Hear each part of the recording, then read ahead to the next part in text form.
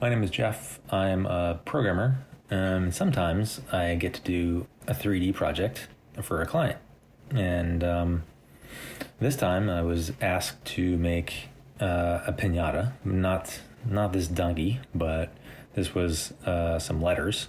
And it was just a still frame, not an animation, but I needed to be able to make it as procedurally as possible because, maybe they want to split it apart at different places. They want to move the letters around, change the colors, stuff like that.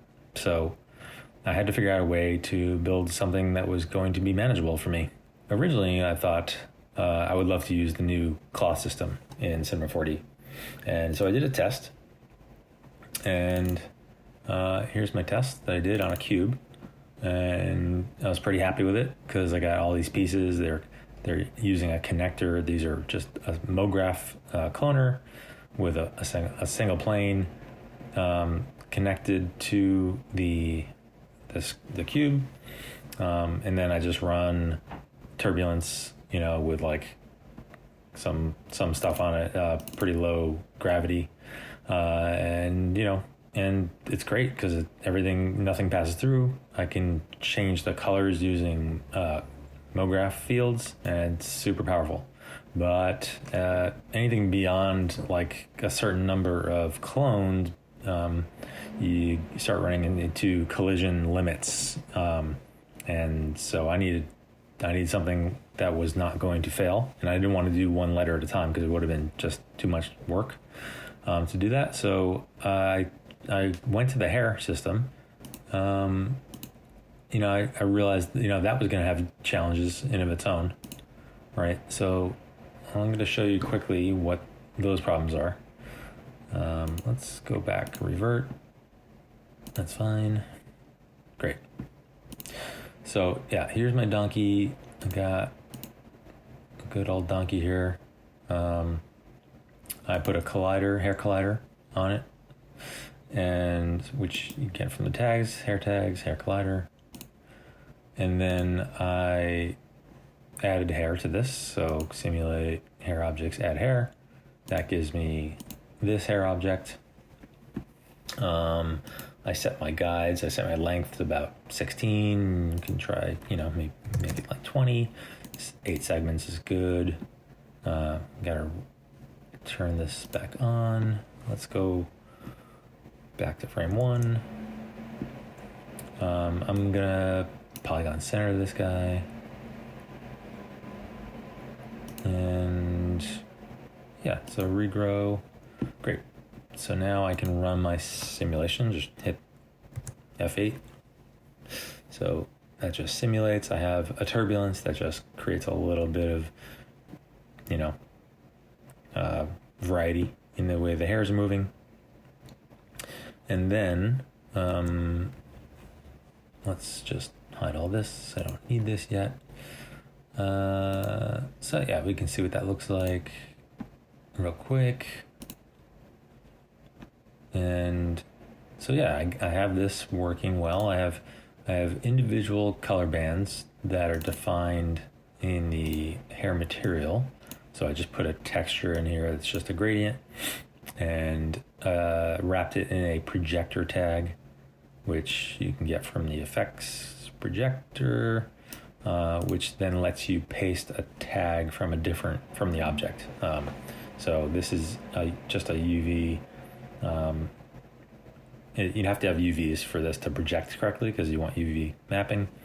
So just get UVs, working. I just used a flat projection, and then I converted that to UV coordinates, which you can do flat. Move it where you want. Right click, generate UV coordinates. Gives you your UV tag, and then once you have your tag selected, you hit paste tag. You can see it. You can leave it as flat. In fact, I'm gonna go back to the UV mapping. Okay. So now the color comes through just as we like, and then the thickness is defined here, right? So I'm gonna because I want it to look like paper, I'm gonna get the tips and the roots are gonna be the same width.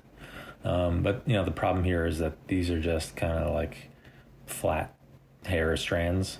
They They don't look great. Even, I mean, they look okay, but it's not paper. I want paper, which is flat. And the only way to get that really is, well, there's two ways. One, you could try to convert this into splines and render those splines with Redshift's object tag, but you can't put it on a hair object. So, but you could do a what do we call it? Mospline. So Mospline can be set to spline. I'm gonna stop the render real quick, and I believe it'll take in the spline tab, take the hair.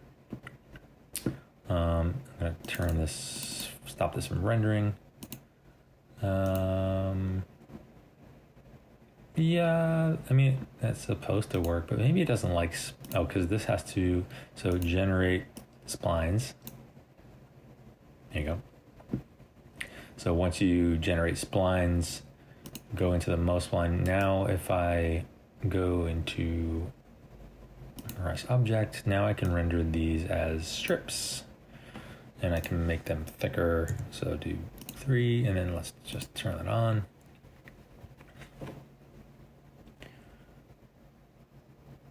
And it'll take a second because there's actually a lot of points that have to get sent over.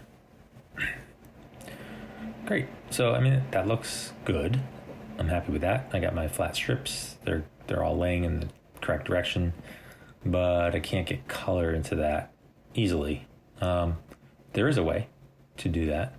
I can use vertex color, to get vertex colors onto the hairs, or onto the spline really.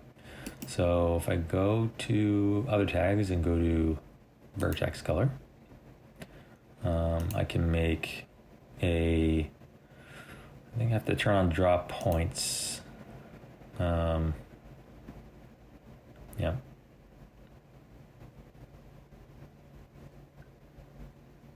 Running Redshift while I'm doing this is a bad idea because it's updating. So let's just stop that. Okay, so sorry. Draw points always, and now we can linear field this. We can go in the Y. We can color remap using a gradient, and let's pick a preset that I made this one. And then I believe you might have to put this into a connect to see it correctly. Let's see. Don't know. It should show. Yeah, it showed before. I think it's just because Mospline display full shape lines. Yeah, I don't know why it doesn't show the color with a Mospline. It's possible it needs to be editable. Just out of curiosity, I'm gonna move this out of here. If I make that editable, yeah. See, that's the bummer. Is you can't do it procedurally, which kind of ruins the whole thing.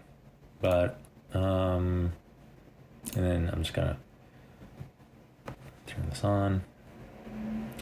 So you still need a material. So let's just make a material, Redshift material, standard material, stick it on there, and to get the color from the points, you need to use a tag.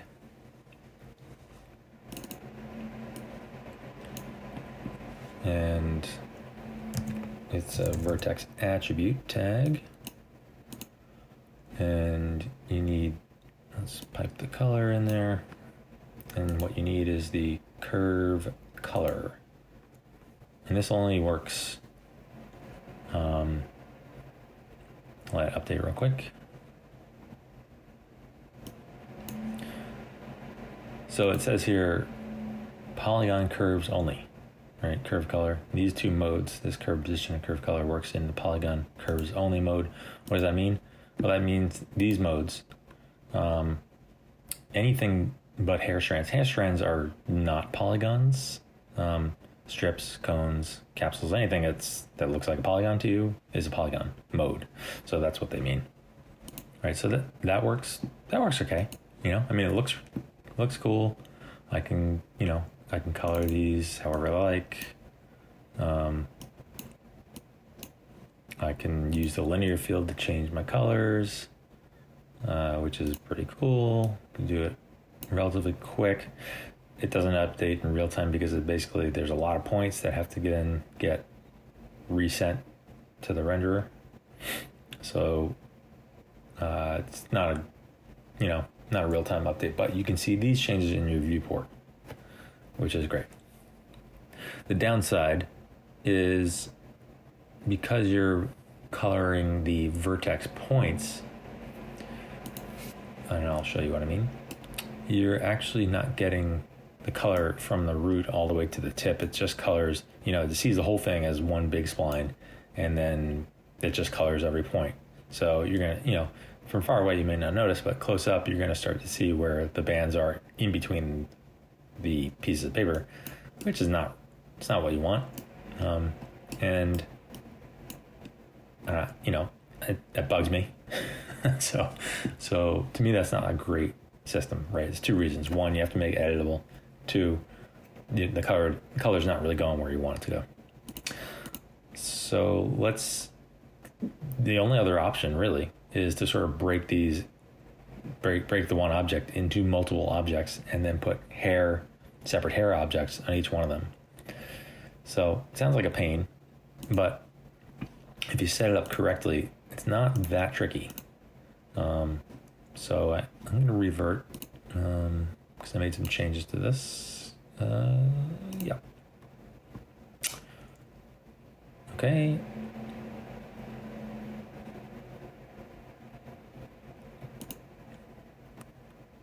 There we go.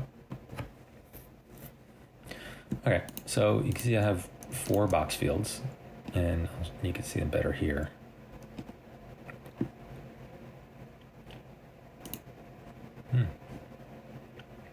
Cinema's being a little... Oh, it's because my playhead is... Yeah, if I move...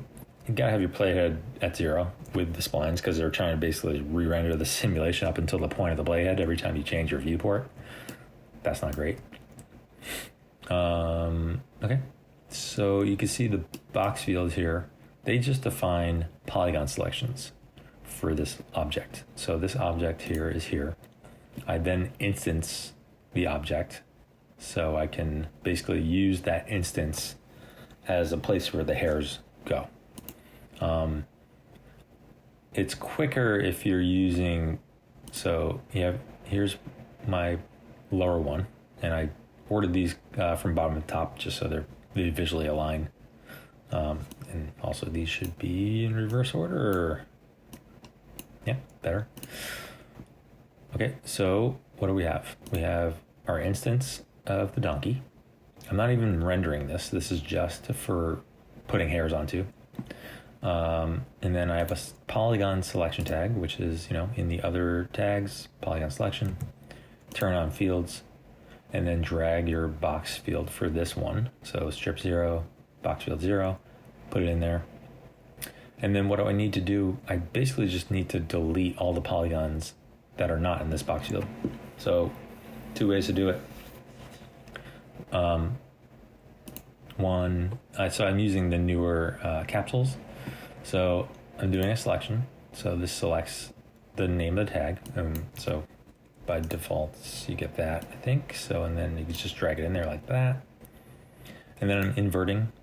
You don't have to do it here. You could easily invert using, believe, just an invert, right? That inverts it there.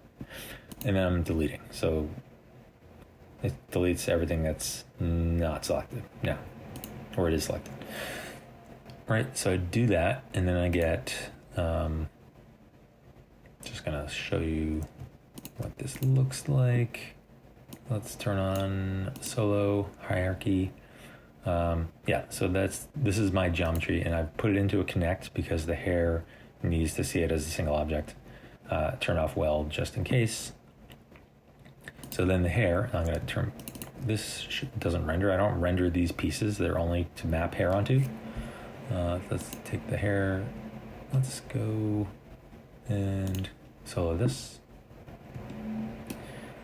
So yeah, and so now I get the hair for this one, and I connect it to the connect object, and I set my count to as high as possible. So it's like whatever it is, just type in a super high number, and it should map it to whatever the real number is. And then hit regrow. Every time you make a change, just regrow. Make sure you're at frame 0 when you do that. And then I'm not rendering hairs at all, because that's not what we're doing here. I am taking a plane, and in the guides, you look at two things. This doesn't really matter, but you can turn on hairs roots as guides, and you want to generate splines, right? So those are the important things. So the paper strip, it's just a single plane. I got, it's 3 by 22. I got 3 width segments, and I got 8 height segments. These height segments should match whatever you have in your hair guide segments. So if you have 12 here, make sure you have 12 here. The width doesn't matter as much, because it's not like twisting or anything, but yeah, it's good to have them. And yep, and then this is spline wrapped. So I put a spline wrap deformer, and I'm spline wrapping to the hair, which is set to, again, it's set to spline mode. So hair is a spline, and then you just got to get your orientations correctly. So in my case, I have my plane orientation in the plus Y, and my spline wrap orientation is in the plus Z, and that will allow it to wrap the hairs correctly. So if you don't get this, Z plus or minus doesn't matter. If you put it in Y, you're going to get something crazy. X is going to be clearly incorrect. So you'll see which is the right one. And then we just have to see what happens when we play it. So just play it out. And you see all the hairs they rotate, looks like right away, 90 degrees. And that's a quick fix. You just use the banking, I believe, 90 degrees that way. Yep. And then you're good. So just make sure you get everything in the right orientation. And so that's how it works. And then I just do different strips for each one of those things. And then I set my paper color in the basic tab to be a custom color. So now I can feed this color, which is the display color. I can feed that into Redshift. So let me get out of the solo mode. So you can see here. And I have some turbulence that kind of just moves everything around a little bit. It's not too much, but the scale is very small. So all the hairs kind of have their own individual looking turbulence, rather than like a large scale. You kind of see like the swaths moving in it's not a great look in my situation, but you can play around with it, play around with the strength. Frequency, you probably want to have up high, but you could probably have it a little lower. And, depending on how crazy or less crazy you want, increase your strength to something. Just play around with these numbers a little bit. You do have to run your simulation every time you make changes, obviously. But, there's always, like, if you're making a still frame like I am, there's always a few good frames that you're like going to be happy with. And you can see with the scale, like as I increase my scale, you start seeing like these like clumps, right? It starts clumping together. Maybe that's what you want. It looks more like a kind of like a mangy it's a mangy donkey. Yeah, it really depends on what you're going for. I had my scale pretty small, but it's really, again, trial and error. And because this is hair, you can use all the different hair material settings. So the hair material, it's just one hair material for all the hair objects.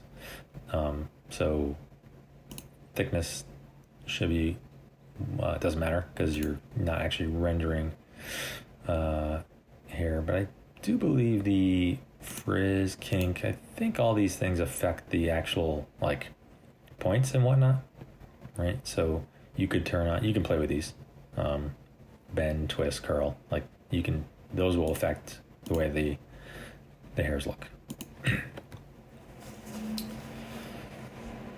And then the material, I'm doing some subsurface on mine, but this is actually fairly basic material. I'm not even using the color. I'm only using subsurface and a bump. So I use the color data and color, display color. And these are mapped, these materials are put onto the actual paper strips, right? So every one of them has the same material. And the only thing that's different about them is the color, which gets fed from the actual color. So if I need to change color, I don't do it in here. I just go in here and change my color. So, like so. Yeah, and that's how I use it. And it worked really well. And I was able to very quickly iterate. I could change my object with minimal effort because everything is instanced. And procedurally being like chopped up into strips using those selection tags. It was great. So, I would say that this is the best workflow that I found for the controls I wanted to have in this circumstance. This was, a fun project. I really would love to do it this way because, like, to me, this is 100% optimal. Where you have no intersections. These are cool, but the paper does intersect because I'm not using hair collisions. If you were to turn on hair-to-hair collisions in the hair system, you can just like throw your computer out the window because it's never going to happen. You'll never get a single frame that actually. It might take like an hour for a frame to actually advance to the next frame. So we don't have time for that crap. So yeah, that's the compromise, right? You get sort of some intersecting things, but you play around, get the right settings, and you if you have your rest hold a little bit in there, it should keep some separation in between everything, and it's good enough for the eye, right? And these are things you can always sort of fix in Photoshop, but if you wanted to like clean them up, if this bugs you, you can fix it.